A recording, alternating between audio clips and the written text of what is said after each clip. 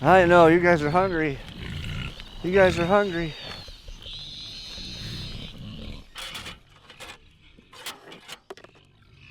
If we could have afforded less acres, but irrigation, or live in an area that gets more rain, less drought conditions, obviously we would have chose that.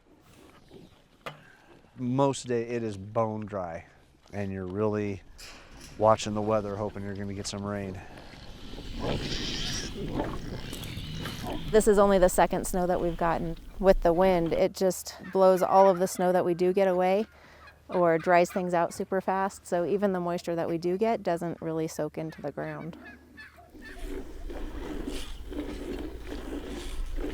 We raise animals that are pastured, and right now our pastures are terrible because we can't get any moisture. The alfalfa is really the primary source of grass that they get right now.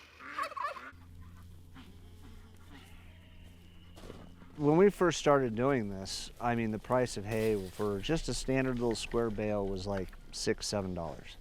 It's $12 now. We just don't want to overgraze until we can get the natural grasses coming back, hopefully on a regular basis with just Mother Nature's assistance. Northern Larimer County, Northern Weld County. On the U.S. Drought Monitor, they currently show up in D3, which is the extreme drought category. That is something that is supposed to happen only like 1 out of 20 years. So maybe not the absolute worst that you've ever seen, but still quite bad. Even the biggest rain event maybe lasts a few days, but then it's over, right? Drought is a lot more insidious. It gets going and you really never quite know when it's going to end. Not too frozen today, so it's not as thick, but as you can see, in order for them to drink, I've got to break up the ice. So all of that layer just went to waste.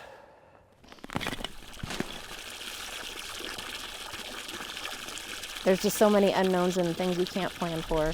You know, my grandparents had a farm out in Weld County, and their well dried up and they had to redig another well, and you know, that's an option for a while. But what if it gets to the point where we can't redig wells? What if the water levels are so low that we don't have any water, period? That's scary. We're in this full time, and sometimes we wonder why we do it and whether we should quit, between not having any time, being so tired, and the expense of it all. But it brings a lot of satisfaction to know that we're raising healthy food and healthy animals and happy animals and providing for our community as well as our family.